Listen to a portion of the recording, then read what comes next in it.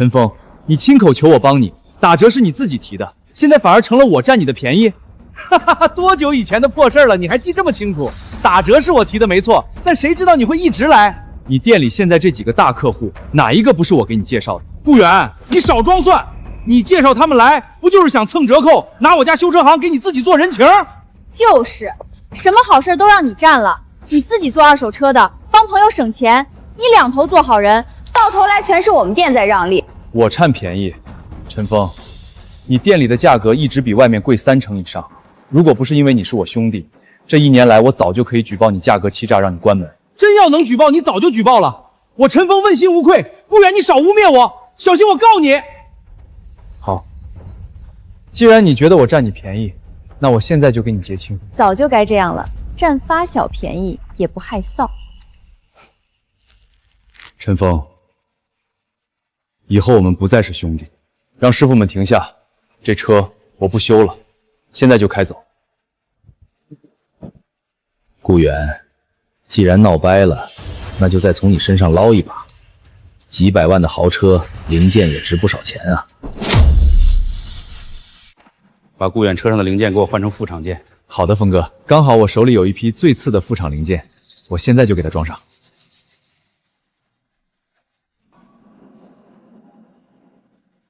可以了，顾远，你把车开走吧。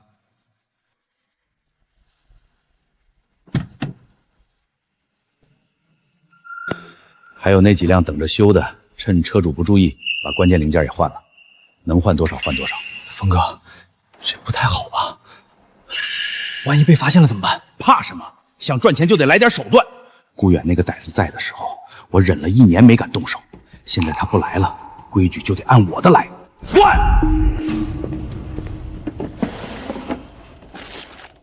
这些够你用1个月，记住，换的时候挑车主不在的时候，专挑火花塞和沙沙片，这2种车主自己看不出来。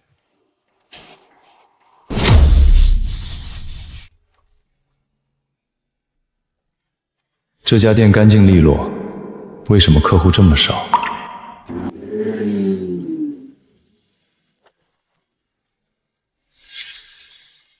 老板，保养还是维修？保养，跑车知道怎么保养吗？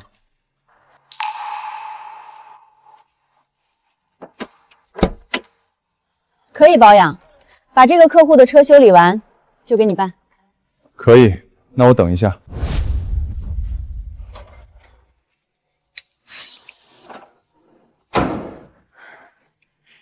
你的车整好了，一共500。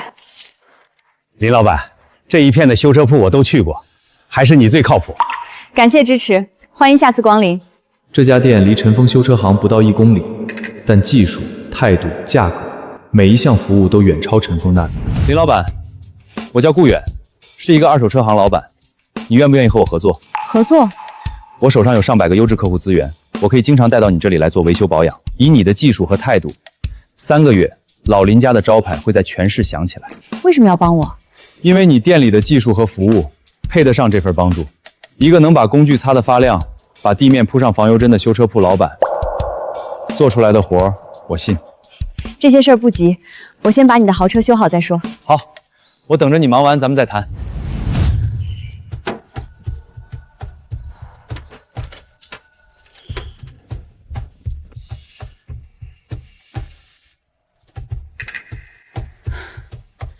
顾总，你车上原厂火花塞和刹车片被人偷偷换成了副厂件，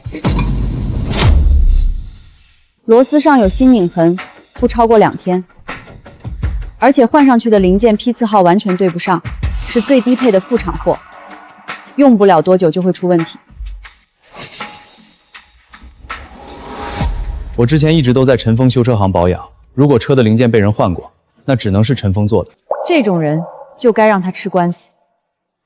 打官司周期太长，我要快速的让他在这个行业里再也抬不起头。你要怎么做？如果需要我帮忙，说一声就行。那我就不客气了，需要你帮我个忙。什么？我想去陈峰修车行验车，但是不知道具体需要什么才能坐实他们偷换零件的事实。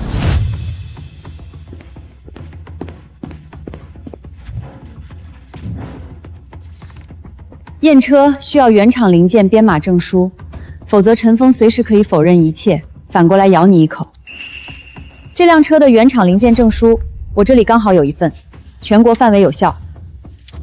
太好了，看来我没选错合作对象。还需要什么？维修记录需要能够证明你的车一直在陈峰修车行做保养，而且只有他一家动过这辆车。1年前，为了让带的客户放心，我找陈峰开的修车行订单权限。这个文件实时记录着陈峰店里员工汇报的维修情况，员工根据这个来拿提成。当时他有求于我，毫不犹豫就给我开了权限。1年前你就留了后手，我当时只是想让客户放心。顾总，还真是善有善报，恶有恶报。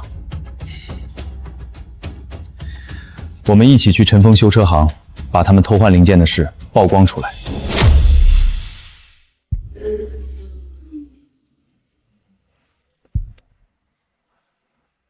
哟，这不是顾远吗？怎么找遍全城，最后还是发现我家质量最好吧？就是，没有我们的技术和服务，你那二手车行怎么可能做到全市第一？各位师傅，各位车主朋友，请大家帮我做一个见证。我上午在陈峰修车行做了保养，结果车上原厂火花塞和沙沙片被人偷换成了劣质副厂件。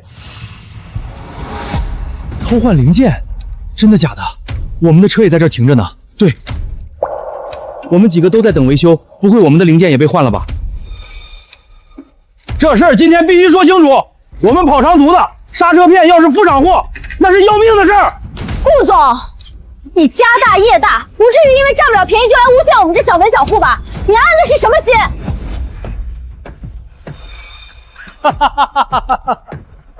大家来评评理，这个顾远在我这修车，每次都要折扣，我咬着牙给他打了8折，现在翻脸就要讹我。1年打了这么多折扣，这人还来闹。大家别被陈峰带偏了。顾远先生的这辆车原火花塞批次号 FK18，刹车片 PD9，现在车上装的是 FK22和 PD7，全是最低赔的副厂件。而在此之前，我这辆车只进过一家修车行，陈峰修车行。陈峰，你的账本也恰恰证明了这一点。顾远，上午蹭折扣不成，下午就串通红花来讹我是吧？就是，林巧自己也是开修车铺的，说不定就是顾远找过来故意诬陷我们。同行相忌这种把戏谁没见过？也对啊，2个修车行老板怎么突然就凑一块了？会不会真是同行诬陷？现在做生意的什么手段都有。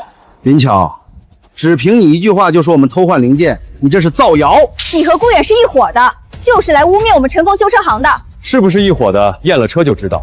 陈峰，你敢不敢当着所有人的面让我现场验车？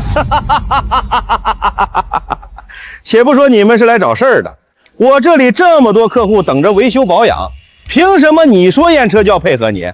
耽误的损失你赔吗？我们一天接待几10台车的大店，让一个外人说验就验，以后谁都来闹事儿，这生意还做不做了？你当我们好欺负？我不急，你们先自证清白。偷换零件不是小事儿，不搞清楚，我们这些人谁敢把车交给你修？你一个人不急，不代表所有人都不急，后面还排了7、8台车。我也不急，人命关天的事儿，不是闹着玩的。我也是。你们店到底有没有偷换零件？今天不让我们看明白，我们的车就不修了。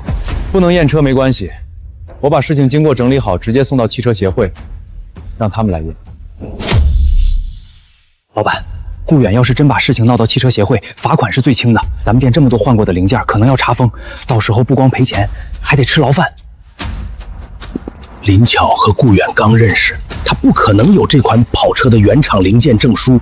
我们夹住，让他们不敢查，吓跑他们。这个办法好，就算他真的敢答应，没有证书也是白搭，咱们稳赚不赔。那2个人在商量什么？不像好事。不怕，见招拆招。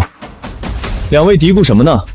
不验车，我现在就打电话给汽车协会。这架势不像是在虚张声势啊！验，肯定要验。公众的质疑，我们修车行一定正面回应。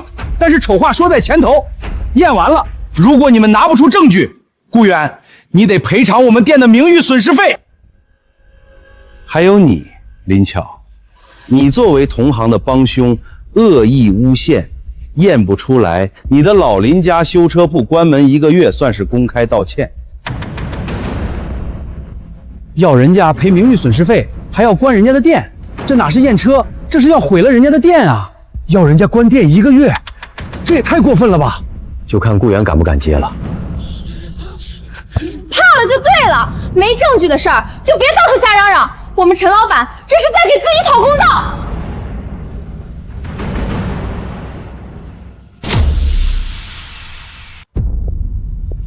林老板，你有多少把握？10成。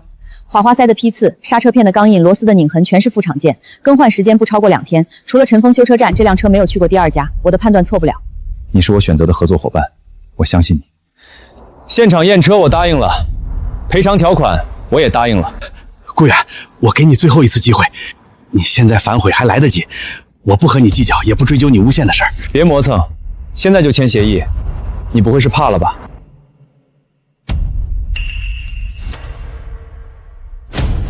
这两个人看着不对劲儿啊，不会是不敢签协议测试吧？那我可不敢在这里修车了。老公，答应他，他没证据，测出来也没用。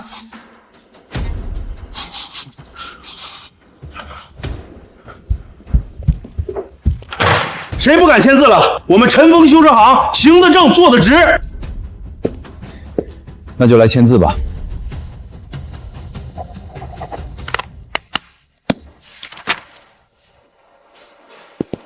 林老板，拜托你了。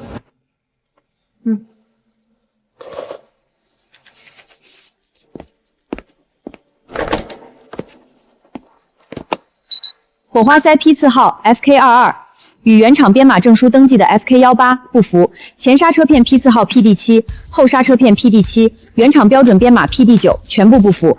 机油滤芯 L001，原厂编码 L003，不符。你报了一串数字，谁知道是真的假的？没有原厂零件证书，随便说都可以啊。就是你随便报一批次号，谁能查？你这就是信口雌黄。有道理啊，没有原厂信息，他说的是什么？谁知道呢？顾源，拿出来证据说话，没有证据，我可要举报你污蔑喽。你确定要我拿出证据？那不然呢？你不会是想赖账吧？合同都签了，这么多人看着呢。给你机会你也不中用啊。这就是你要的文件。你不是说他没有文件吗？你这个废物！老公，我也不知道顾远能整来原厂文件啊。现在怎么办？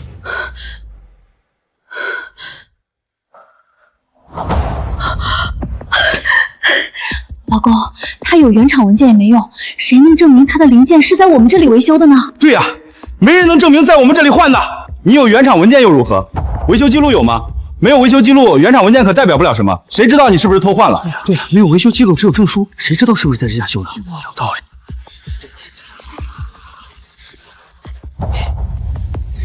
你是不是现在赚了钱，都忘了1年前你给我开了权限的事？疯子，给我开一下订单权限，我给客户看一下，再带他们过来。远哥，马上开，还是你靠谱。车主顾远，负责人赵阳，换副厂零件4套，提成1500。大家看看，这就是陈峰修车行偷换零件的证据。车主顾远，修车工赵阳，换副厂零件4套，提成1500，白纸黑字。陈峰，你有什么话说？你那个是假的，你自己做的假记录。车上装的副厂件和我报的批次号完全一致，维修记录里也写着赵阳换副厂零件，偷换零件的人、时间、批次号全都对上了。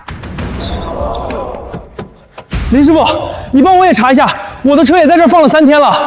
还有我的，我上周刚在这儿做的刹车保养。老子跑青藏线的，你动我刹车是要我死？大哥，误会，都是误会，都是这个赵阳自作主张。各位车主不需要排队，我一个一个测，免费的。你给我站好！今天不查清楚，你这店别想开。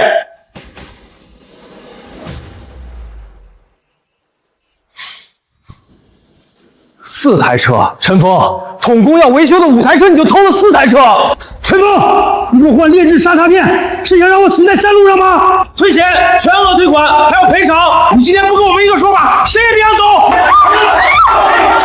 个黑心老板娘，别想捣乱！耀扬，都是你干的好事。我让你好好修车，你居然背着我偷换零件。峰哥，你说什么？是你让我换的！你说想赚钱就得来点手段。你放屁！我什么时候说过这种话？峰哥，既然你翻脸不认人，那我也不客气了。怕什么？想赚钱就得来点手段。顾远那个呆子在的时候，我忍了1年没敢动手。现在他不来了，规矩就得按我的来，换！你当我们都是傻子？全额退款，3倍赔偿，不然我们现在就报警。对，3倍赔偿，少1分今天就别想出这个门。老公，把钱退了吧，再闹下去店都得关门了。我退，3倍赔偿，1分不少。都怪你，当初我就说别贪心，你不听，现在全完了。你给我闭嘴！陈峰，你以为偷换零件只是赚差价，却不知道这会要人命。你失去的不仅是钱，是所有人对你的信任。林师傅，帮我也检查一下，我这车去年在陈峰这儿做了3次保养，我换过2次刹车片，现在刹车老是响，吱吱的响，越踩越心虚。30台车有20条都被偷换了零件。那我们就告诉所有车主，让真相大白。各位车主，你们的车有20辆被调换了零件。谢谢林老板和顾老板，要不是你们好心做好事儿，我们还不知道会被坑多惨。请您给个建议该怎么办？我建议大家联合起来，向汽车协会递交集体投诉信。单一投诉容易被拖，集体投诉才有分量。我们相信你，现在就签。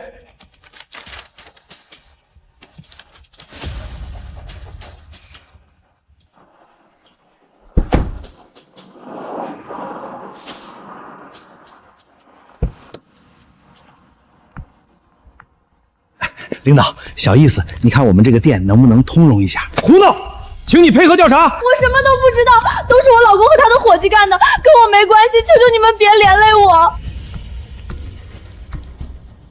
刘洋，都是因为你，要不是你当初在旁边煽风点火，我和顾源也不会闹掰，我也不会走到这一步。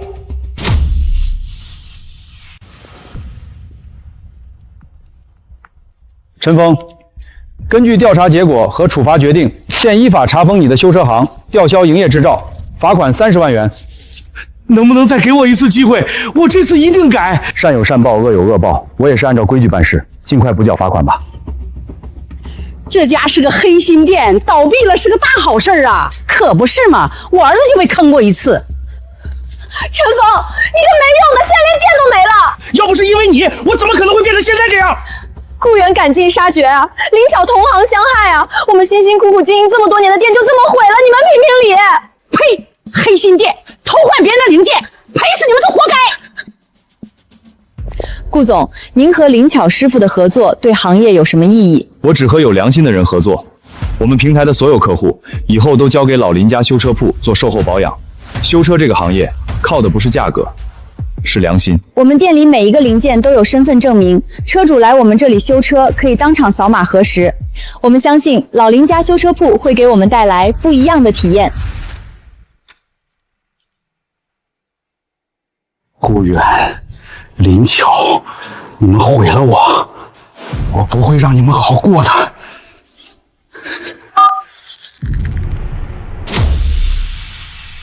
好的，下个月10号对吧？已经给您登记好了。顾总，现在我们的订单都排队到下个月了，都是你的功劳。我只是提供了一些资源，真正靠的还是你们老林家修车铺的技术。就是现在客户太多了，已经忙不过来了。我早就准备好了，我抽调了6名经验丰富的维修技师，明天一早就到位。他们都有一线维修经验，不用培训。6个？你平台那边怎么办？你抽走6个技师，谁帮你做售前检测？平台那边暂时可以调配，你这里现在不能掉链子，你倒下了，我平台的口碑也跟着受影响。我们是一条船上的。顾总，维修队向您报道。你们现在的负责人是林老板，该向他报道。林老板，维修队向您报道。各位都辛苦了，先休息一下吧。老板，我们来就是干活的，您就看好吧。你这里现在又可以同时接待6台车，又扩大规模了。顾总，这份恩情我怎么还？不是恩情，是合作。你把手艺做好，我负责把客人带来。我们各司其职，谁也不欠谁的。修车的只管把车修好，其他的交给我。不偷换零件，不虚报价格，不使用副厂件冒充原厂件。我上个月在隔壁修车铺做了个保养，换了什么零件都不知道，这边才2000出头，每样东西都让你看清楚，太良心了。我专程从隔壁市开过来的，我们那边修车光工时费就要1000，这边工时费直接写进清单里，明码标价。我们现在新的保养维修合作店是老林家修车铺，咱们的会员过去还是老样子，8折优惠。太靠谱了，顾总，这几天老林家修车铺火爆了，想去修车都得排队半天，您竟然还能拿到折扣。再这样下去，下个月我们就得关门。那个丫头片子凭什么就把我们这些做了一辈子汽修的老板全打趴了？老板，主要是它价格低30%，客户都奔着它去了，咱们要不也降价？降不了，它的配件有固远的平台补贴，我们没有。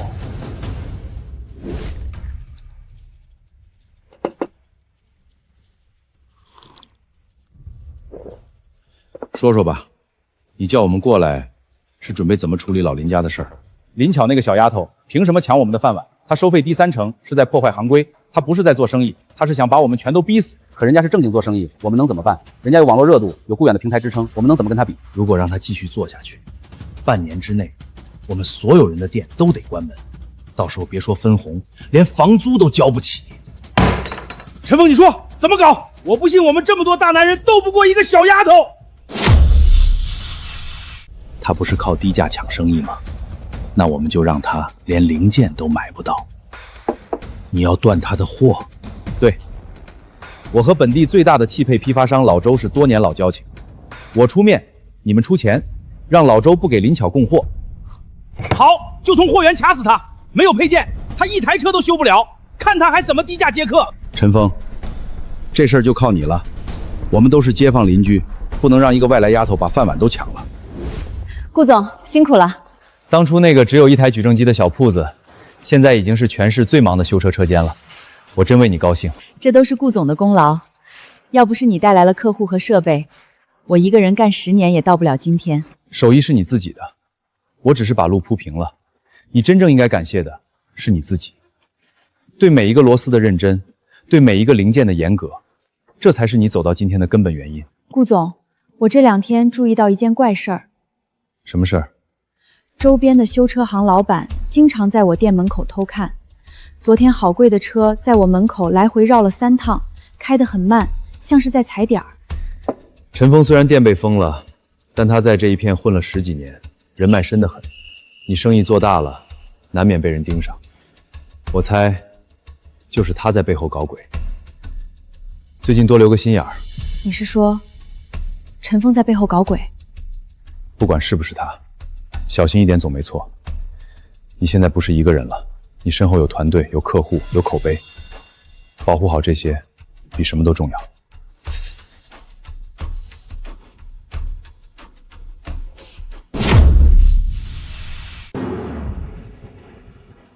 疯子，你店都被封了，还来找我做什么？周哥，我有个事儿想麻烦你。什么事儿这么大手笔？你陈峰现在自己都泥菩萨过江，还给我送钱？从今天开始，凡是老林家修车铺来拿货，一律不供。林巧，就是那个最近很火的老林家修车铺，他现在生意好得很，每天拿货量不小。我不做他生意，等于自己砍掉一条流水线。不光是你家不做他生意，你还得帮我跟其他几家批发商打个招呼。谁要是偷偷给林巧供货，就是跟我陈峰过不去。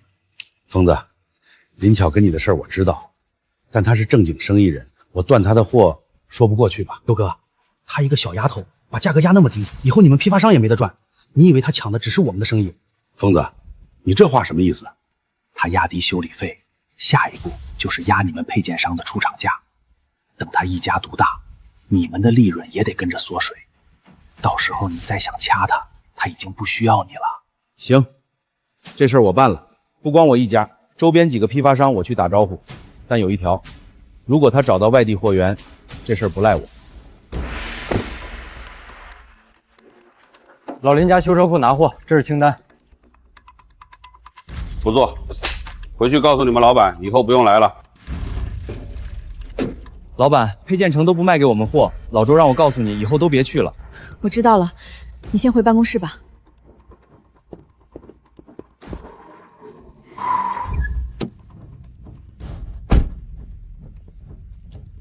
林老板，不好意思，货紧张，暂时供不了你。周老板，我要的都是常规件，火花塞和刹车片，怎么会没货？林老板，我跟你说句实话，你动了全市的蛋糕，现在全行业都在看着你。你现在涨价，我可以给你供货；不涨，谁也不敢给你开这个口子。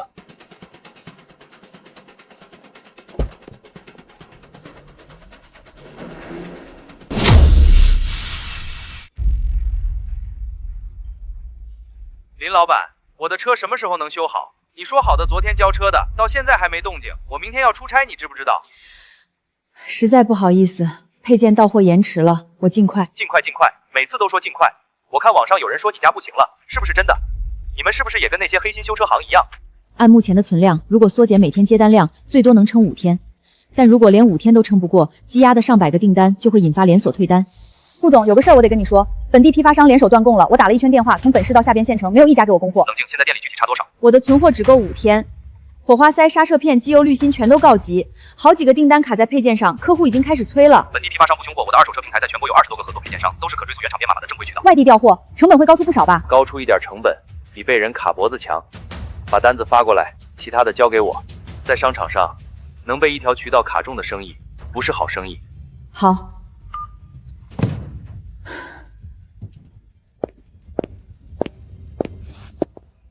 林老板，我们都是被逼的。你涨价，大家都有饭吃；你不涨价，我们也活不下去。老周，你们想用断货来逼我屈服，可惜打错了算盘。就算从全国调货，我也不会涨1分钱。林老板，货到齐了。你们顾总催得急，物流走了加急通道，从省城到这儿，路上只用了18个小时。辛苦了，老板。这下有了配件，我们的订单问题就解决了。还是老林家修车铺靠谱。我可是听说本地的配件商都给他们断货了，但是他们一样按时交车了。下次还来老林家修车铺。周哥，林巧从外地调了一批货，现在全部到位了。什么？你不是说本地断供他肯定撑不住吗？我可是把几家批发商都得罪了才帮你做这个局的。周哥，你放心，我再想想办法，这次一定可以。我等着看你这次能不能行。哼！老林家修车铺用的全是拆车件翻新冒充新品，和顾远的二手车平台串通一气，专门欺客牟利。大家擦亮眼睛，不要被低价蒙骗，便宜没好货。他们的零件全是报废车上拆下来的，外地来的货，谁知道是什么来路？造谣一张嘴，辟谣跑断腿。陈峰连续2次打击，我看你们的老林家修车铺还能不能扛过去？顾总太厉害了，你现在可是咱们行业最大的二车手配件渠道商了。不是我厉害，是那些卡别人脖子的人不懂得什么叫共赢。他们以为掐住一条路就能让人跪下，却不知道真正的生意从来都是靠合作成功的。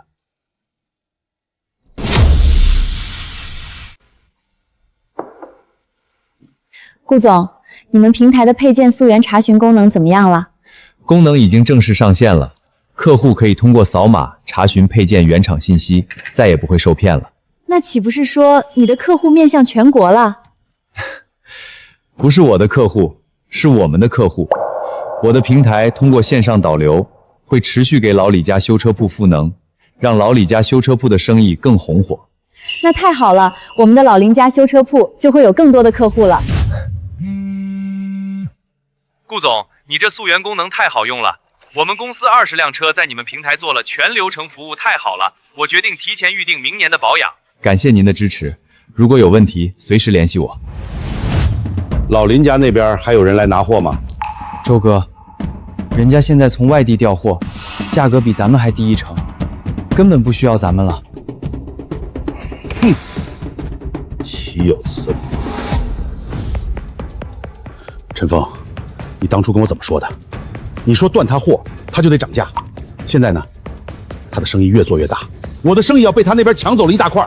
周哥别急，我现在正在车主群里散布谣言，只要谣言传开了，他的客户就会跑光。你再给我点时间。陈峰，这次再不行，我饶不了你。李老板，网上说你家用的是拆车件，到底是不是真的？我看着便宜挺心动的，但要是拆车件我就不敢去了。我一家老小全靠这车代步，容不得半点闪失。我们店每一个配件都有原厂编码，我当着你的面拆封安装，你可以全程录像。你要是不放心，随时可以来店里看看。我再考虑考虑吧，主要是网上说的有鼻子有眼的，我也不敢拿安全去赌。我辛辛苦苦用诚信做的生意，别人一个谣言就给毁了。我都看到了，20多个群，全是同一个人在发，90%是注册不到3天的小号。陈峰这是把全部身家都压在了造谣上。我一个个给客户打电话解释，可有些人不信，他们宁愿信群里传的谣言，也不信我们拿出来的原厂证书。谣言这个东西，你越解释越没人信。面对谣言，最有力的反击是让人亲眼看到真相。怎么让人看到？现在他们连店都不来了，预约都取消了。全程直播修车，每一单都在镜头下完成，从拆封新零件到安装完成，不打码不剪辑，让所有人看到你是怎么干活的，让他们自己判断。镜头不会说谎，你的手艺不会说谎。直播，我只会修车，不会面对镜头。我一想到几万人在看，手都会抖。要的就是你的真实，你不是网红，你是修车师傅。网友们不缺会演戏的人，他们缺的是真实的手艺人。大家好，我是老连家修车铺的林巧。从今天开始，我们店的每一单维修保养都会在直播中完成。这个林巧确实有真东西啊，这比老师傅的手艺都厉害。我要去老林家修车铺修车，用的零配件比别的厂家都好，还便宜。是谁造谣老宁家有问题的？害我多花了这么多钱。林老板加油，网友们都在支持你。谢谢大家的鼓励。林老板，有网友问滑花塞该换了，大概多少钱？滑花塞要看车型，一般家用车200到300一套。我们用的是原厂编码认证的，比市面便宜30%左右。网友说马上就来店里换，随时欢迎大家。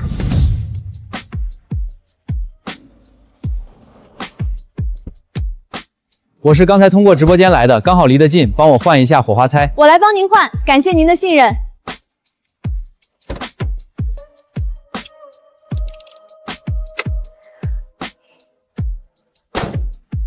您的车已经修好了，一共200。竟然是真的，对不起啊，林老板，看来之前是误会你了。之前我在附近换一个都要500，你们这技术这么好才200。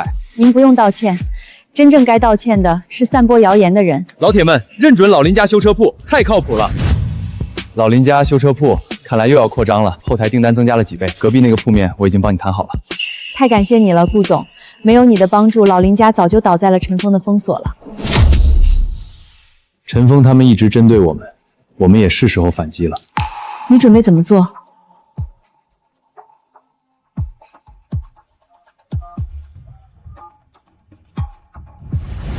顾总，好久没联系了，有什么事联系我，但说无妨。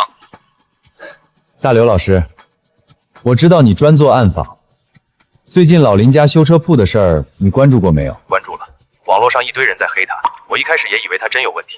后来看了他的直播，才发现那些骂他的帖子全是同一批小号，这是有组织的抹黑。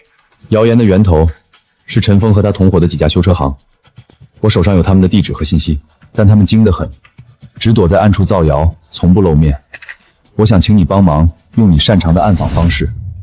你是想让我去暗访，开一辆有标记的车，去他们店里假网修车，全程偷拍？对。开一辆事先做过标记的车，去陈峰同伙的好贵家修车行做保养，全程隐蔽拍摄。这事儿我熟，给我车，给我地址，剩下的交给我。我拍了3年暗访，还没有哪家店能在我镜头底下藏住猫腻。您好，来修车的？对，要换一下机油滤芯。这个人穿着华丽，开的车也不错，这次能赚一笔了。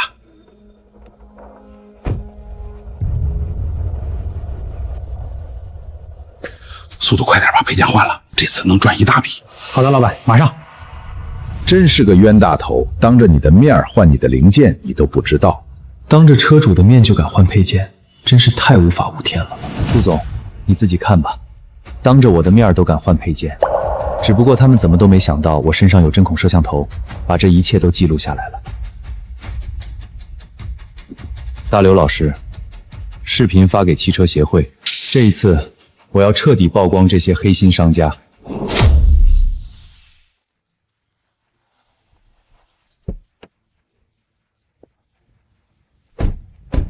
好贵修车行均存在大量偷换零件、价格欺诈、虚假宣传的违规行为，现责令整改，罚款20万元。冤枉啊！我们一直本分经营，从来没有偷换过零件啊！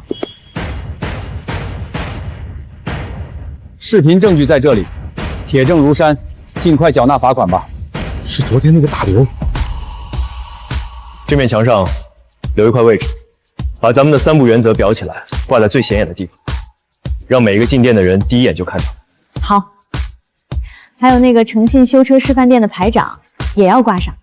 如果以后有机会开第2家店，牌匾上再加3个字“老字号”。一定会有的。都是你出的馊主意，断供造谣，哪一件不是你指使的？现在好了，我们的店也完了。我辛辛苦苦开了12年的修车行，被你2个点子就给断送了。好贵，你怪我？当初是你拍着桌子问我怎么搞的，刀架你脖子上让你干了吗？陈峰，你不是说这次一定行吗？你不是说他撑不过去的吗？我的批发店3个月的流水都没了，我为了帮你，把几家合作了7、8年的修车行都得罪了，现在他们全跑了，我怎么办？你们慌什么？输了一次不代表输了全部，我还是有办法搞垮顾远和林巧，正面不行来暗的，明的不行来阴的。你还有什么办法？断供失败了，造谣失败了，干访视频把我们全都曝光了，你还想怎么搞？我们给林巧他们来一个仙人跳。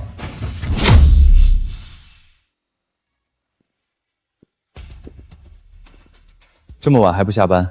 你最近每天只睡4、5个小时，身体不是铁打的。你不也是？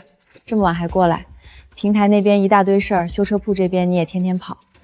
你在看什么？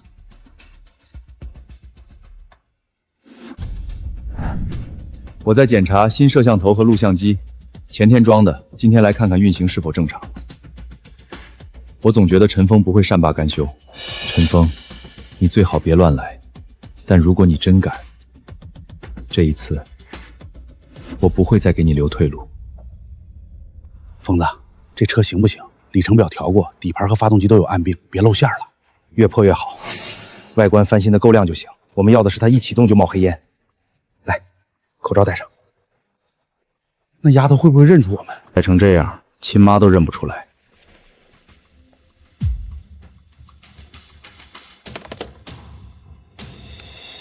您好，请问需要什么服务？这车做全面检修保养，发动机、底盘、刹车全都检查一遍，多少钱？全面检修1300，含工时费。您留个电话和姓名。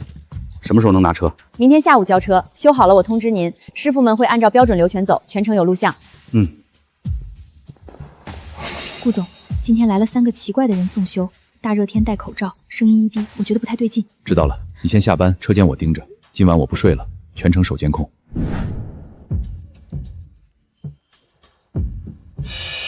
搞定没有？搞定了，全都换完了，全程避着监控走的，绝对不会被发现。好，车快走。这下万无一失了，20万赔偿，这次他跑不掉。明天下午2点去提车，全程直播，当着几万观众的面儿，让他身败名裂。疯子，直播间开了，镜头跟紧我。好贵，你那个备用手机也开，从侧面拍，万一我这个出问题。我这边直播也开了。好，越多人看越好。今天这出戏，观众越多越精彩。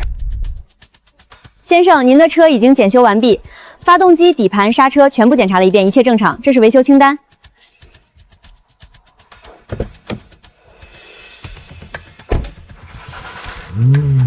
这就是你们老林家的水平。我的车送进来的时候好好的，现在发动机快报废了，给我赔！大家看看，这就是网红修车铺老林家的杰作，好好的一辆豪车送到他们手里才1天，直接就报废了。这也太吓人了吧！我的车也在这儿，不会也给我弄坏了吧？这位先生，我的车间有全程直播记录，从你的车被送进来到检修完成，每一步都在镜头下，我可以证明我没有操作失误。你自己的直播还不是你想怎么剪就怎么剪，谁信啊？直播间人数1万人了，继续给我曝光，我们要把这家无良的店家打倒。陈峰，摘下口罩吧，不用装了。顾远，你有什么资格教训我？我要的是林巧赔钱20万，现在车在你面前冒黑烟，你倒是解释啊！陈峰，我们从小一起长大，我给你留了无数次退路，每一次你都选了最错的那条路。顾远，你别装什么好人，你要是真的对我好，你会把我的店弄倒闭？你自己偷换零件倒闭，还好意思怪顾总？哼，事到如今说什么都没用了，你们准备给我赔偿吧。这家店看来也要大难临头了。是啊，没想到这家店竟然也偷换零件，说不定他们只偷换豪车的呢。我那破车他们看不上才没问题。看到了吧，顾远，这就是偷换零件的下场。陈峰，给过你机会了，是你自己不中用，那就别怪我了。他们竟然真的是自己搞破坏，这些人是贼喊捉贼啊，太可恶了！陈峰，你们还有什么话要说？各位观众，这就是真相。这辆车的发动机是陈峰自己砸裂的。他们昨晚2点13分潜入车间破坏的这辆车。昨晚2点13分，你戴着手套翻后窗进来，全过程都被记录在这里。这个人是自己砸了自己送修的车，太缺德了！我们刚才差点信了他。陈峰，现在怎么办？我们被拍得一清二楚。你给我闭嘴！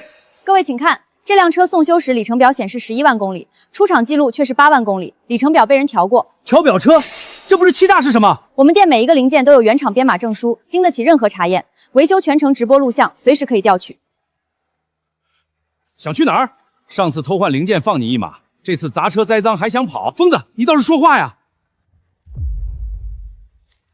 我要举报有人于昨晚凌晨2点潜入老林家修车铺，恶意毁坏送修车辆，全程有监控录像为证，现场有30多位目击者。陈峰，这一次我不会再给你任何退路。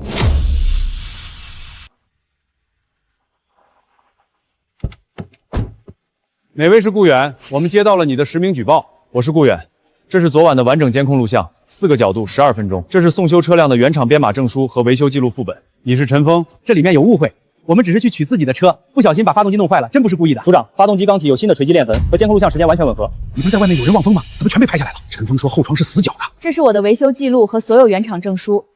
本店从开业第1天起就全程直播修车，昨天这辆车的检修过程直播录像也有完整存藏。老林家修车铺，就是之前那个被同行造谣断供，后来靠直播证明清白的店。是。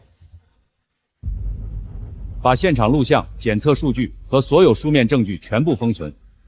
3名当事人带回调查。再给我一次机会，我这次一定改。陈峰，上次你的事还在案卷里，加上这次故意毁坏财物，数罪并罚，你还是配合调查吧。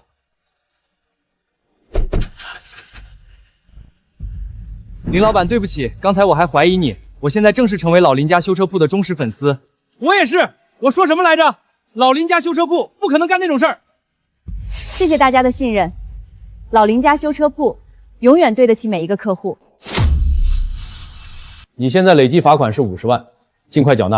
我不服，是顾远陷害我的，要不是他和林巧抢我的生意，我怎么会走到今天？你的修车行被查封，是因为偷换客户零件。陈峰，你走到今天每一步都是自己的选择。坐下。我是被陈峰怂恿的，他说只要断供林巧，我们的生意就能恢复。我是受害者啊，我的店开了12年，从来没出过事儿。好贵修车行偷换零件，事实清楚，视频证据确凿，罚款20万元。我就是帮忙望风，什么都没动，能不能通融一下？老周配件批发店参与行业垄断，吊销营业执照，罚款15万。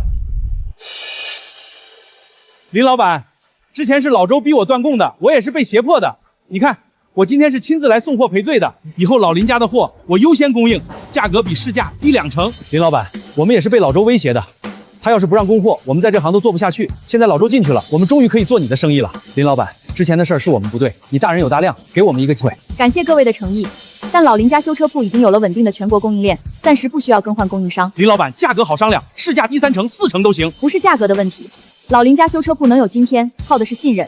你们帮老周断供的时候，有没有想过我的客户在等配件？老李，你看这铺子，这地段，这门面，比照片上还气派。我就说巧巧出息了吧，门口排这么多车，生意好的不得了。那可不，咱们家巧巧从小就有出息。爸妈，你们怎么来了？巧巧长瘦了，这工装都空荡荡的了，是不是又没好好吃饭？哎呦，我的巧巧，你看看你这手全是机油，好好的姑娘家，天天跟扳手螺丝打交道，你妈看了多心疼。舅妈，你们怎么来了？怎么不提前打个电话，我也好去车站接你们，给你个惊喜嘛。你舅舅说你现在是全市最有名的修车师傅，网上那些新闻我们都看了，火得不得了。这个牌子是真的？是真的，汽车协会颁发的，全省第1家。林巧，新检测仪调试好了，下午的4台车可以接单了。这几位是？这是我爸妈，这是我舅舅舅妈。巧巧，这是你请的修车工人，不是合伙人吧？1个月开多少钱？你可别被他骗了。现在外头打着合伙人旗号骗姑娘的人多的是。舅妈，他不是修车工，500、800，年轻人肯干修车这行不容易，工资该涨涨，但也不能太高。你看看这一身油，不像有技术的样。你们聊，我去车间把剩下的活干了。阿姨叔叔你们坐，前台有水。巧巧，舅妈跟你说点正事儿，关于你后半辈子的大事。什么正事儿？你今年26了，该成家了。舅妈帮你物色了一门好亲事，全市最大二手车物流公司的王总，他儿子王明辉。巧巧，你今年26了，该考虑成家的事儿了。舅妈，我现在没有想这些，店里的订单排到了下个月，每天从早忙到晚，技师们都忙不过来。就是因为你太忙了，你爸妈心疼你，又不好意思说，只有我这个舅妈来扮黑脸。妈，你们也这么想的？你们今天来就是为了这个？巧巧，你舅妈是为你好，咱们村里跟你一般大的孩子都上幼儿园了。你舅妈是好意，你听听也好。巧巧，你舅妈帮你物色了一门好亲事。舅舅，我不要相亲，我说了，现在不想这些。不是相亲，是人王总家主动看上你了。我不认识什么王总，也不认识他儿子，也没心思想这些。傻丫头，王总是谁？全市二手车物流的大老板，你要是嫁过去，做个甩手老板娘多好。我说了我不嫁。你看看你店里那个修车工，1个月挣不了几个钱，天天一身油，脚上穿的是劳保鞋，你天天跟他混在一起，档次都被他拉低了。王公子才是你该嫁的人。舅妈，你说完了吗？还没完，王公子我都帮你约好了，就等你同意了。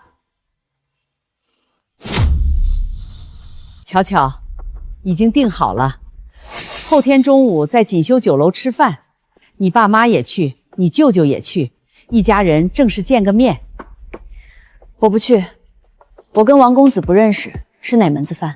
巧巧，你舅妈为了你这事跑了3趟王家，你总得给个面子吧？就见一面，不合适就算了。舅舅，我现在回答你，不合适，不用见面，我现在就拒了。你看看，这是王公子的照片，一表人才，比你这修车铺里那个满手机油的工人强几百倍。享福，是你们想攀王总家的关系吧？舅妈，你说这么多，不就是为了让王总帮舅舅的运输队接单？林巧，你怎么跟你舅妈说话的？我们辛辛苦苦替你张罗婚事，你倒好，把我们当什么了？当媒人还是当阴客？巧巧，妈知道你不高兴，但你舅舅舅妈也是长辈，你别这么说话。妈，这1年我一个人开店，一个人修车，一个人被同行封杀，一个人被全网造谣。最难的时候他们在哪里？现在突然出现，开口就要我嫁人。你有没有问过我愿不愿意？我的婚事我自己做主，老林家修车铺是我的事业，谁也替不了我做决定。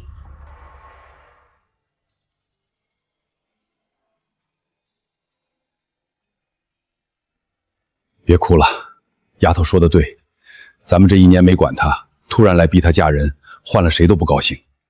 我就是心疼她，一个人在外面，连个说话的人都没有。她有她自己选的路，咱们当爸妈的能做的就是别给她添乱。巧巧，爸不逼你，你想嫁谁就嫁谁，爸支持你。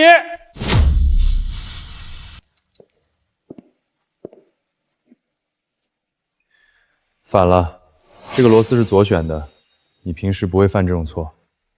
舅妈他们突然来，我脑子有点乱。你舅妈说的王总是王建业，他确实是我们平台最大的二手车物流合作商，占我们物流量的60%。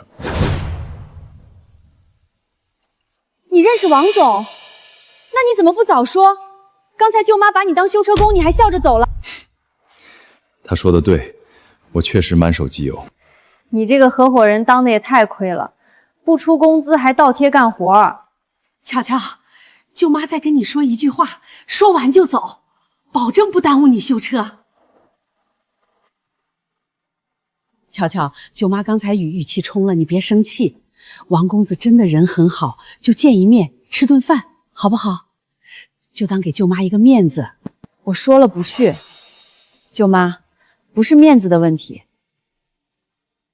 是我现在心里有放不下的事儿，也有放不下的人。巧巧，你听舅妈的，你看看你车间里那小子，天天跟你一起修车，能给你什么？舅妈，你觉得钱重要？对我来说，跟我一起撑过最难的日子的人，比钱重要100倍。就那个满手机油的工人，他帮你，他一个修车工能帮你什么？巧巧，你不听舅妈的，以后会后悔的。等你老了没人要了，别来找舅妈哭。林老板在吗？你就是王明辉。听说你是全市技术最好的修车师傅，我来亲眼看看。这是我给你带的礼物，法国进口的护手霜。林老板，你这店不错，但设备老了点儿，我给你换全套进口设备，再扩2个工位，你的接单量能翻一番。王公子，我不认识你，你没理由给我送设备。怎么没理由？你舅妈跟我爸说了，你是我未来的对象，未来老婆的生意，我这个当老公的当然要帮。这人谁呀？上来就喊老婆，你没听见？王总儿子，有钱人。王明辉，我再说一遍，相亲的事我没答应，请你离开。林老板，你别不识抬举，你一个修车的，我给你面子亲自来，你倒把架子端起来了。王明辉，林老板已经把话说清楚了，你可以走了。你谁呀？修车工？你们老板跟我说话呢，有你插嘴的份儿？他不是修车工，他是这家店的合伙人。林巧，你别敬酒不吃吃罚酒。我今天放下身段来请你吃饭，你当着这么多人的面撵我走，想过后果？后果？你还能像陈峰一样，封我的配件，造我的谣，砸我的车？喂，老钱，你是本市最大的配件批发商吧？有个事儿，老林家修车铺你知道吧？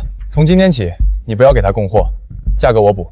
王公子，老林家修车铺那家店我们得罪不起，上次帮陈峰断供的几个批发商现在已经关门了。什么？王公子，我劝你别惹他们，谁跟他们对着干，谁就是跟自己的生意过不去。老孙，你是做汽修轮胎的，帮我在圈里放个话，谁跟老林家合作就是跟我过不去。王公子，不是我不帮你，你先打听打听老林家修车铺现在的后台是谁吧。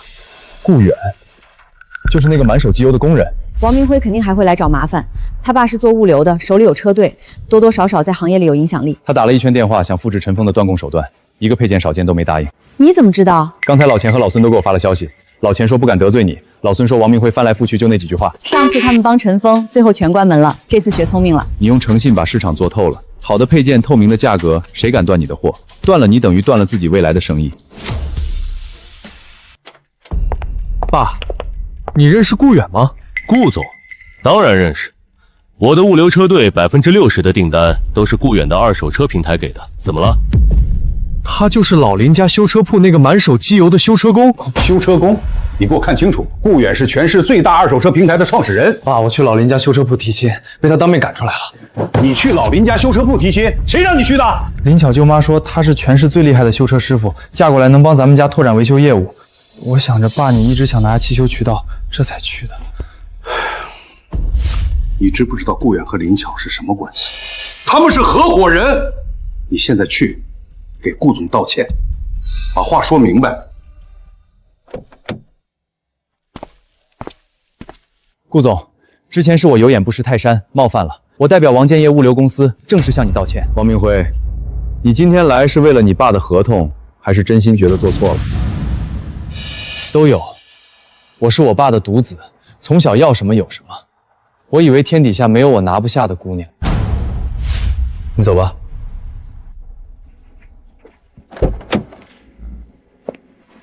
你刚才说的话不像只为了生意。做生意就是要多交朋友。王明辉这样的人，以后还要遇见很多。顾总，对不起，对不起，上次是舅妈眼拙，把您当成普通修车工了。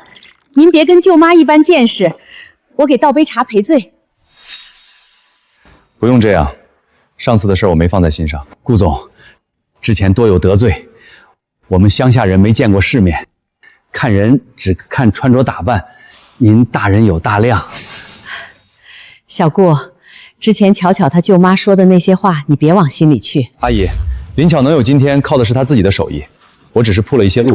我是巧巧的爸，之前一直没说话，是在看你这个人到底靠不靠谱。现在我把巧巧交给你，放心。爸，你别乱说，我和顾总是合作关系。什么合作关系？明眼人都看得出来。舅妈，各位长辈，你们先坐。车间里还有2台车等着交，我先干活。我就说嘛，咱家巧巧这福气比嫁什么王公子强多了。这个小顾人不错，一个平台老总，天天钻车底，图什么？图巧巧这个人呗，你还看不出来？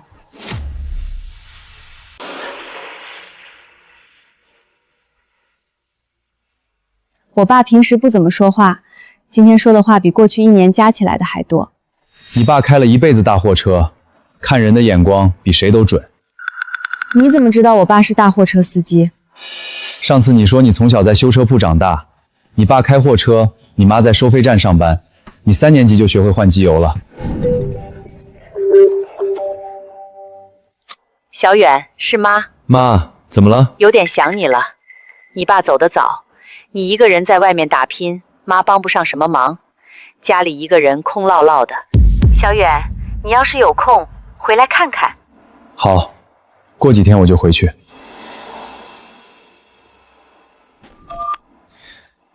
我妈让我回家。你有多久没回去了？上次回去是去年中秋节，待了1天就走了。林巧，我打算休息几天，回一趟老家。林巧，我后天走，店里有维修队帮你，我放心。知道了。我走之后，你有什么事儿随时给我打电话。顾远，你帮我把修车铺从快倒闭做到了全市第一，你帮我扛住了陈峰的偷换零件，帮我打通了被堵死的配件渠道，帮我做了直播，做了溯源，做了所有我一个人根本做不到的事。我不是一个会表达的人，但我想让你知道，你已经不是一个帮我的人了，你是我最信任的人。所以这一次，我想跟你一起回去，我想去看那个把你养大的女人。你知道我妈会怎么想吗？她会在村口逢人就说我儿子带对象回来了。顾远，我喜欢你，不是因为你帮了我，是因为你帮我的时候从来不觉得自己在帮我。你说我们各司其职，谁也不欠谁的，就是这句话让我觉得我可以在你面前做一个平等的、不欠任何人的人。所以我想跟你回家，不是因为我想报恩，是因为我想成为你生活里的一部分。你知道我接到我妈电话的时候在想什么吗？我在想，如果有一天我要带一个人回家见我妈，那个人只能是你。后天早上7点出发，穿舒服一点，我妈家门口有一段土路。好。我第一次来你店里修车，你把我的火花塞拆下来放在白布上，一个一个对着编码给我看，那是我第一次见到有人修车修得这么认真。那是因为你在，你每次都在我最难的时候出现，不是救了我，是帮我找到了路。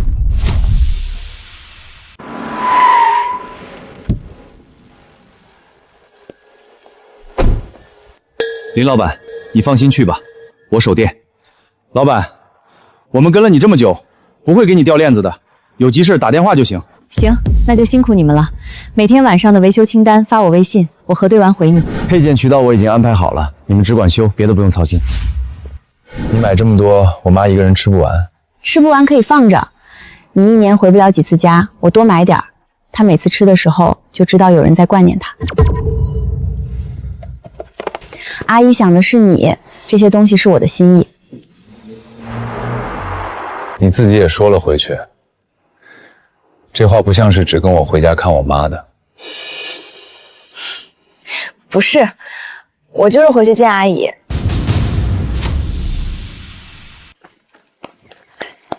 小远，你回来啦！这位是妈，这是林巧，我给你提过的修车铺老板。你就是林巧。小远在电话里老说你，没想到是个这么漂亮的姑娘。阿姨好，这是给您带的礼物。你这孩子第一次来家里带这么多东西。妈，先让人进屋。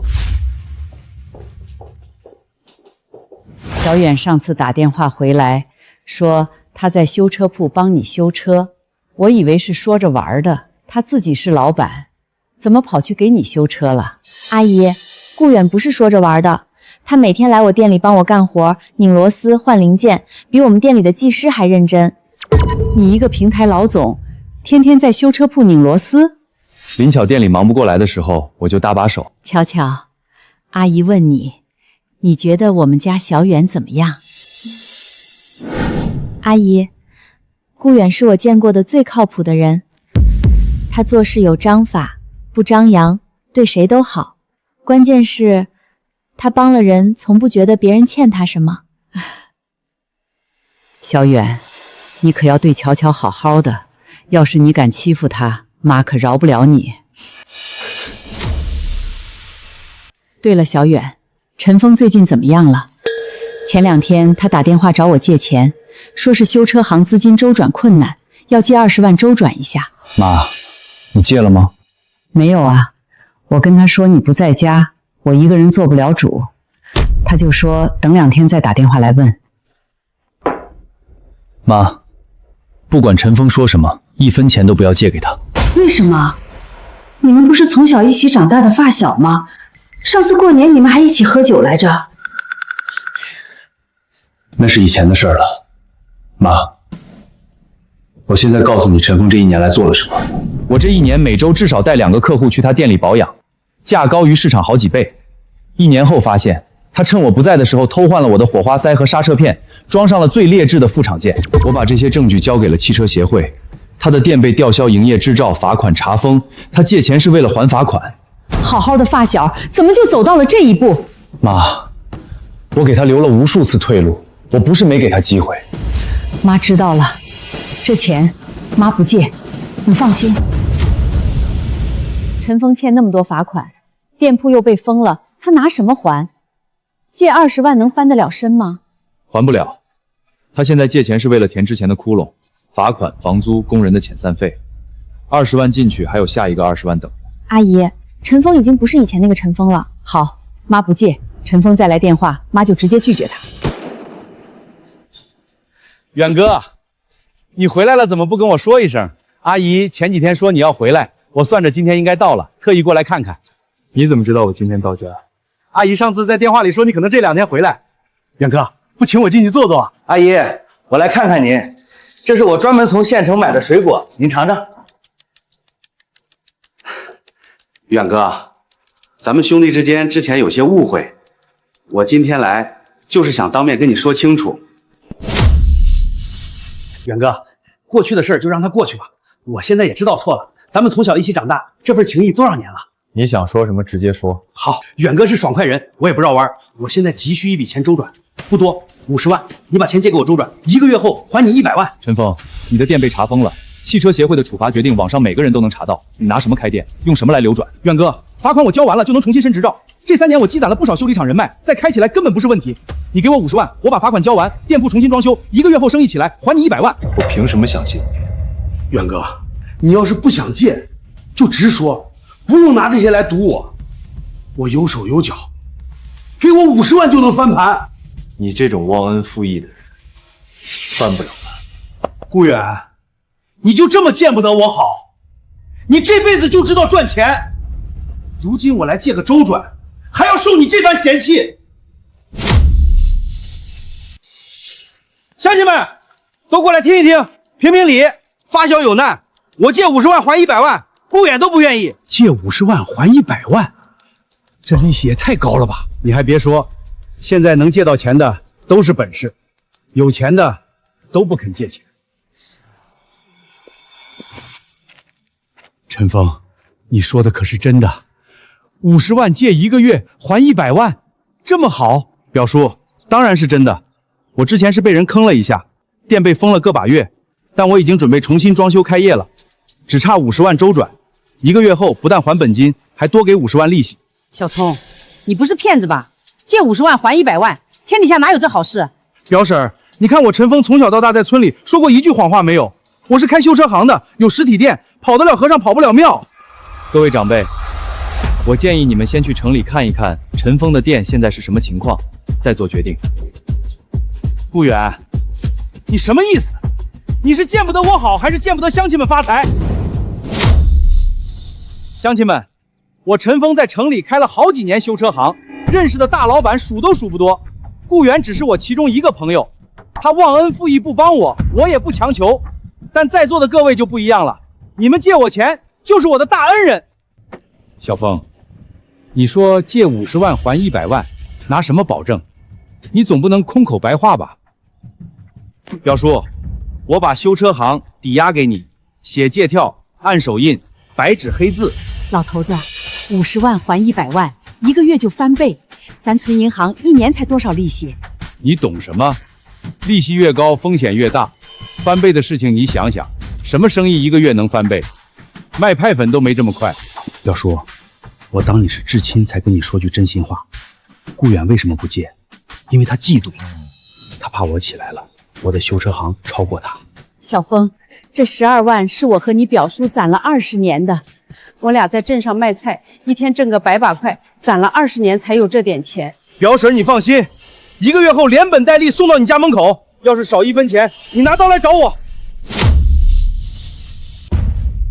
小顾，小峰是你发小，你看着他遇到困难不管，这事儿说不过去吧？表叔，我不是不管，陈峰的店不是遇到困难，是被查封了。小顾，你这话就不好听了。什么叫查封？查封了还能开门吗？人家小峰不是说了吗？交完罚款就能重新开，你就见不得别人发财是吧？表婶，我说一句话你们可能不信，但我还是说，你们在座的每一位，在给陈峰掏钱之前，先去城里看过他的店。小顾，你觉得我们几个老头没出过村就不懂事儿是吧？你摆架子不借，还要拦着我们发财，你安的什么心？他顾叔，你怎么能这么说小远？要不是小远，陈峰的店去年就关门了。清苑嫂子，你这是护短。你儿子现在开几百万的跑车，陈峰连店都快保不住了，还不拉一把，这人品能好吗？话我已经说了，你们自己做决定。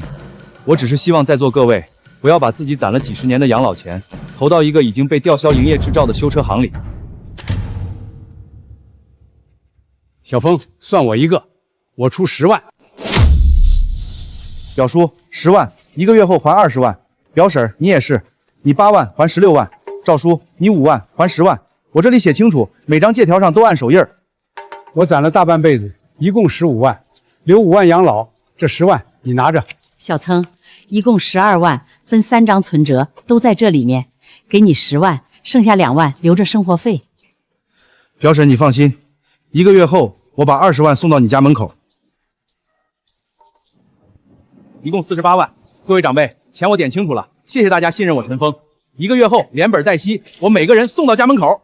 等着吧，1个月后咱们家就有20万了，看那顾远还摆什么谱？这些钱怕是要打水漂了。妈，我阻止不了了，该说的都说了。各位长辈，钱我收好了，1个月后我陈峰提着100万现金，挨家挨户上门还钱，到时候请你们在村口放鞭炮迎我。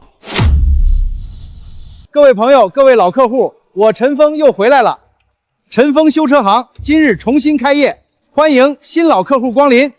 看到没有，16个赞，我就说我这店还有人气。16个赞，10个是你自己买的流量，你看评论区，这个店不是偷换零件被查封的吗？怎么又开了？陈峰修车行不就是那个被汽车协会曝光的黑店吗？还敢谁敢去？我刹车片被他换了副厂货。评论区都是水军，不看不看，开门做生意，来了人自然就有人气。一个人都没有，人家宁可从这儿绕路也不进你店里。你的东山再起就是对着空气放鞭炮。今天周日大家不出门，周一肯定来人。你自己看，论坛、微博、抖音全在转这个帖子。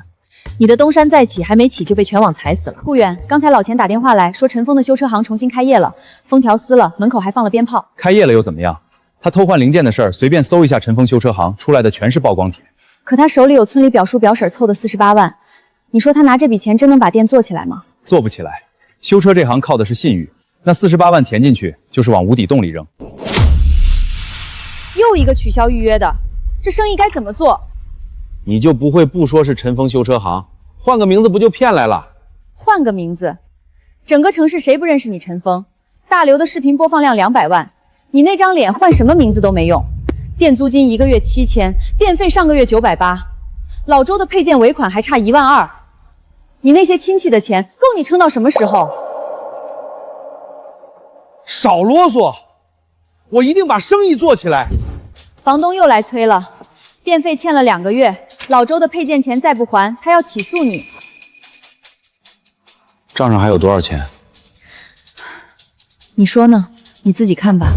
凭什么？我比他先开店，我比他有经验。凭什么他的店排到马路对面，我的店一辆车都没有？陈峰的店开了2周，一辆车都没修过，配件尾款欠了12000，老钱的伙计去催了3次，陈峰每次都说下个月结。你看这个。我让平台的数据部门拉了一下汽车城那边的流量，陈峰修车行所在的街区，每天经过的潜在客户有60-70个，但没有一个人进他的店。一个人经过一家店不进去，可能是赶时间；70个人都不进去，就是这家店的名声已经彻底烂了。你觉得他还能撑多久？我现在最担心的是，他撑不住的时候，不是想办法还钱，而是直接消失。别按了。这个月固定支出加起来快2万6，胡扯！上次表叔们给了48万，交罚款交了38万，还剩10万，钱呢？你自己花了，你不记得？开业那天你请吃饭花了2000，给门口换了新招牌花了3000，买新的检测设备花了8000，加上这1个月的房租水电，最后1万块你前天交房租了。不是还有表叔表婶那100万兜底吗？我到时候还他们钱，手里还能剩一些周转。你拿什么还？你店从开业到现在一辆车都没修过，1分钱都没赚过。1个月后你拿什么还给表叔表婶？那你说怎么办？当初要不是你跟顾源吵架，我和他也不会闹掰。现在倒好，全怪我了。怪我？你拿着老乡的钱开一家没人来的店，是我让你开的，从头到尾你自己做的每一个决定都错了。你给我闭嘴！陈峰，老周的配件尾款12000，拖了这么久了，今天能不能结？大哥，再宽限几天。我这个月有几台大单还没结款，结了马上还。你这店我看着门口一辆车没有，什么大单？老钱，什么事儿？顾总，我要去派伙计陈峰那里搬货了，你要不要去看看热闹？他现在1分钱也拿不出来了吗？我查过了，彻底废了。他的店我再不去，估计东西都搬不到了。出了什么事儿？陈峰的店彻底要完了。那他还欠表叔表婶100万。100万，他现在连1万块都拿不出来。我得让我妈在村里问问表叔表婶，看他们知不知道陈峰现在的情况。陈峰，我们查过了，你这店从重新开张到现在一辆车没修过，你根本没有大单。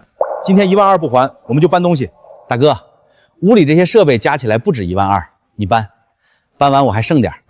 你是真不要脸了！你们给我放下！偷东西是吧？我们是拿着欠条来的，你再拦着，连你一起告。你每次都说下一次一定行，下一次，最后把整个店都赔进去了。当初你在顾远车上偷换零件的时候，我就该拦住你。现在好了，把所有的钱都搭进去。你有完没完？谁说我没翻盘的机会了？我现在从零开始，你等着看。从零开始？你连12000的配件钱都还不出来，还从零开始？你还是想想怎么还表叔们的钱吧。我妈刚才去了表婶家，表婶还在织毛衣，说等月底拿了20万，钱怎么花都想好了。你没让你妈告诉她真相？没有，她现在不会信的。人在期待一件好事的时候，谁跟他说真相，他都听不进去。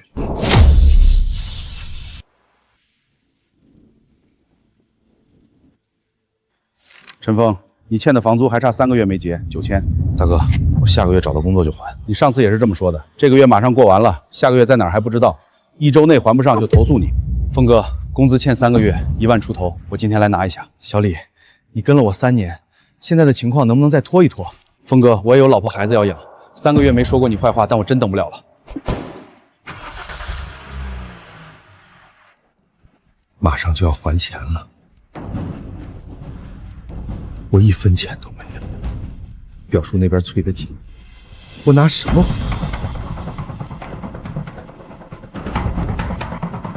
都9点多了，你怎么还不走？我在算日子，今天是23号，离陈峰承诺还钱的日子还有正好1周。你还在想表叔表婶的事儿？今天下午汽车城那边传来消息，陈峰的店彻底关门了。我妈刚才也打了电话，说表叔今天还跟邻居吹牛，说下个月他们家就有100万了，要在镇上买个铺面。1周后他们撞了南墙，还会来找你吗？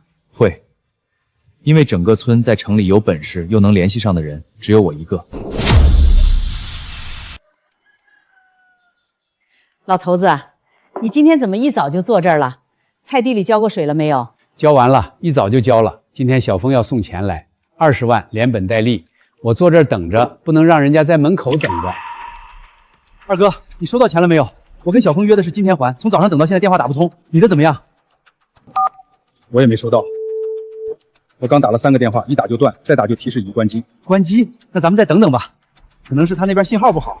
不会来了，咱们被骗了。再等1天，小峰可能是有事耽搁了。他是村里长大的，不会骗咱。你等着吧，我明天去找二哥问问，他肯定比咱们急。11点半了，他不会来了。小远，村里出了大事了，表叔表婶们从早上等到现在，陈峰1分钱都没送来。电话打通了吗？打不通，你表叔打了10几个，刚开始是不接，后来直接关机了。妈，表叔表婶现在怎么样了？你表婶坐在院子里哭。妈，你让他们先来城里，去陈峰的店看看，只有亲眼看到那个店是什么样子，他们才会死心。大哥，陈峰电话关机3天了，微信也把我拉黑了。我用我儿子的手机给他发消息，发了2条以后也被拉黑了。我打他老婆刘洋，刘洋说陈峰离婚了，不管他的任何债，然后就挂了。我8万块钱全是我这2年去建筑工地扛水泥攒的，他说1个月还我16万，我1分都没收到。别吵了，吵有什么用？去城里，去那个修车行找他。走，一起进城。钱可以不要，但他骗了我们的，必须说清楚。师傅，等等，我们问一下路，要是去错了，我们还得坐回去。你们去哪儿？城东汽车城，陈峰修车行。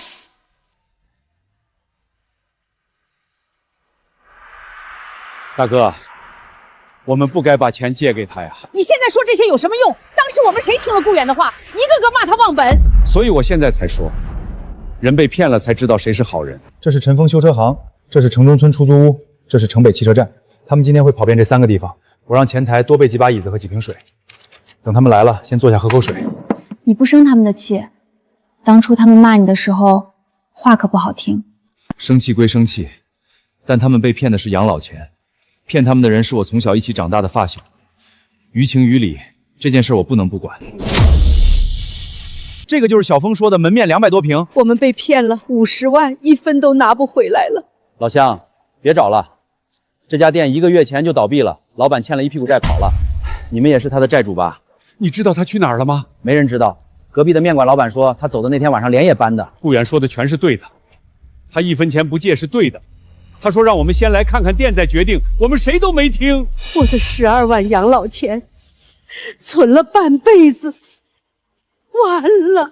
我以为我真能拿16万，我算了1个月的账，想着给小孙子交学费，给老伴换个新轮椅，全白算了。走，去顾远家。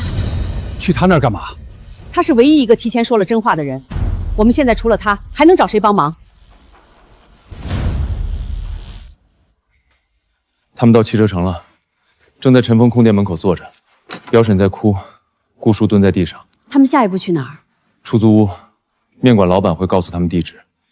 去了出租屋之后，他们发现人已经跑了半个月，电话空号、微信注销，连老婆都离婚了。到那一步，他们才会彻底死心。林巧，帮我在办公室多准备几把椅子。他们今天跑了汽车城，跑了出租屋，最后一定会来这儿。几位吃面？不用，我们是来打听一个人，陈峰修车行的老板陈峰，你知道他去了哪里吗？你们又不是第一个来问的，上个月收账的来了一波，上周银行的人来了一波，今天又来了你们4个，他骗了你们多少钱？我们几家凑了快50万。50万？你是说你们几个老人给了他50万？他承诺你们什么？1个月50万还100万。1个月50万翻100万，他这是压根就没打算还呀！你知道陈峰跟谁联系的最多？他的家人还在不在城里？他老婆刘洋上个月跟他离婚了，他把城中村的出租屋也退了，欠了3个月房租，电话早就打不通了。出租屋在哪儿？城中村，顺着这条街走到头，左拐第3条巷子。走。11月3号的快递单，半个多月没取了。你们找陈峰，他半个月前就搬走了，还欠老子3个月房租没给，押金抵了以后还差好几千块。你们是他什么人？我们是被他骗了钱的。他有没有说搬去哪里了？没说，半夜走的。我第2天早上来收租，门开着，人没了。那他的东西呢？有没有留下什么东西？手机、身份证、工作证？你们自己进来看吧，除了地上这点废纸，什么都没了。能带走东西全带走了。没有电话，没有地址，什么都没有留下。50万的老乡的养老钱，就换了这一屋子垃圾。大哥，我们5家最少的借了5万，最多的借了12万，加起来48没还。陈峰1分没还，人不见了。当时顾远劝我们来城里看一看再决定，我们骂他忘本，可现在他说的每一句都对了。别说了，现在说这些有什么用？有用，道歉有用，求他帮忙有用。他是我们唯一认识的在城里有本事的人，他能找到陈峰。查到了，陈峰半个月前从城北长途汽车站坐大巴去了 Y 市，用的是刘洋的旧身份证登记。那就等着他们来吧。大哥，走吧，没有其他办法了。去求顾远，丢人也得去。48万比面子重要。那你觉得他会帮咱们？至少他会接电话，他比陈峰人品好1万倍，这就够了。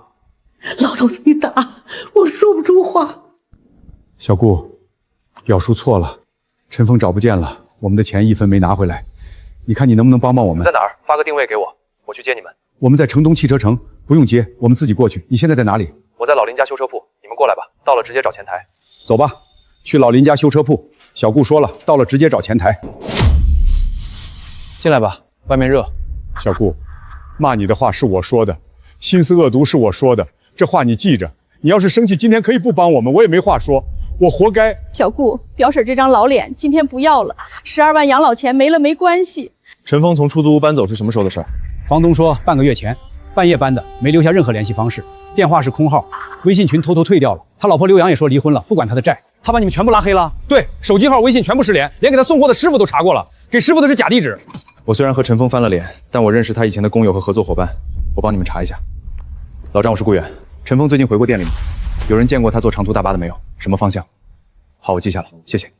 查到他的一个旧城了，他半个月前从城北长途汽车站坐大巴去了隔壁省的 Y 市。小顾，表婶来的时候在路上想了50分钟，想你肯定要骂我了，你不骂我，我心里难受。表婶，我不是不生气，我是觉得现在说这些已经没意义了。抓到陈峰，把钱追回来，才是现在该做的事儿。目前查到的信息是这样：陈峰半个月前从城北车站坐大巴去了 Y 市，用前妻刘洋的旧身份证登记了短租房。你这么快就查到了？Y 市那边我有一个客户是做物业公司的，他帮我问了阳光小区的物业，陈峰用的是刘洋的旧身份证。那他还能跑掉吗？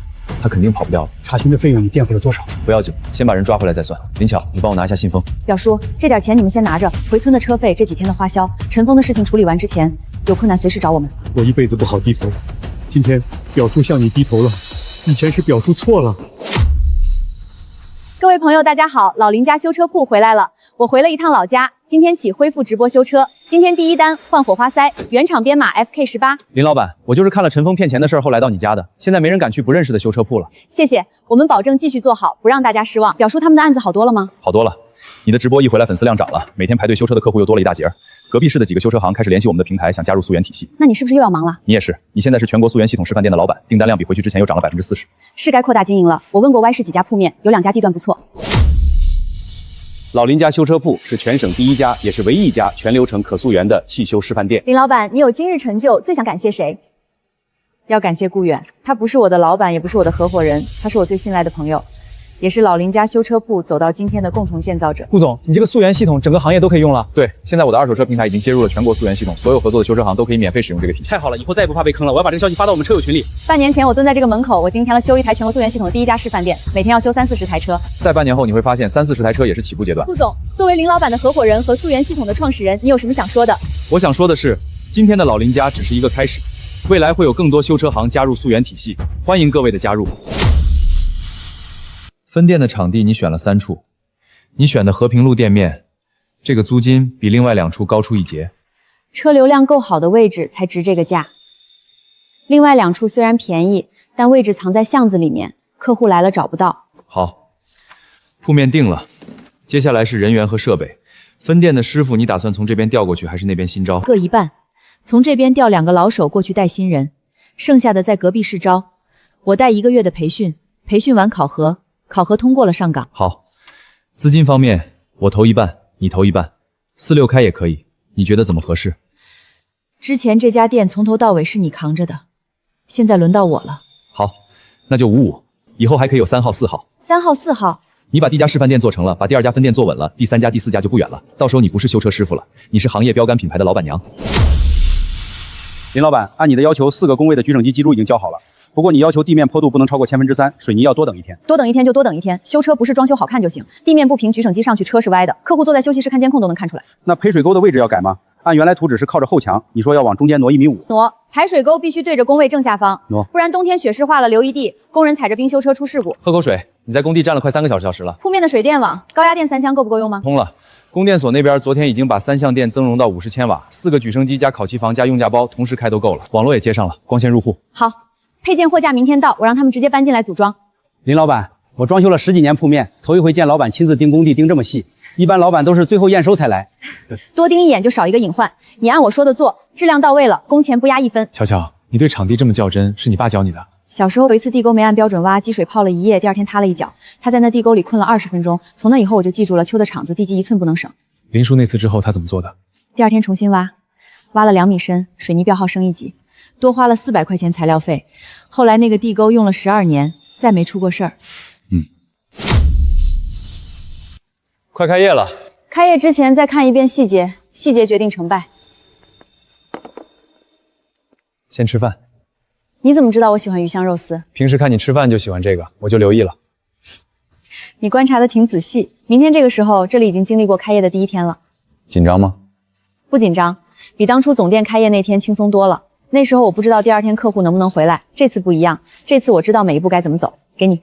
分店开起来之后，你给自己留多少修车的时间？1半，另一半时间管人、管质量、管标准。明天你带剪刀还是我带？我带，早就准备好了。明天你用这把剪刀，我握着你的手。阿姨来了吗？到了，我妈在花篮旁边跟你妈正聊天呢。巧巧这孩子我第一眼就喜欢，巧巧从小就细心，他爸开大货车出门，机油没了他都能自己给爸换一个。小顾，巧巧，大喜的日子，我们没什么值钱的东西，这篮子土鸡蛋是自家鸡下的，收着，鸡蛋留着阿姨吃吧。巧巧，那次的事表婶不说谢谢了，再说就生分了。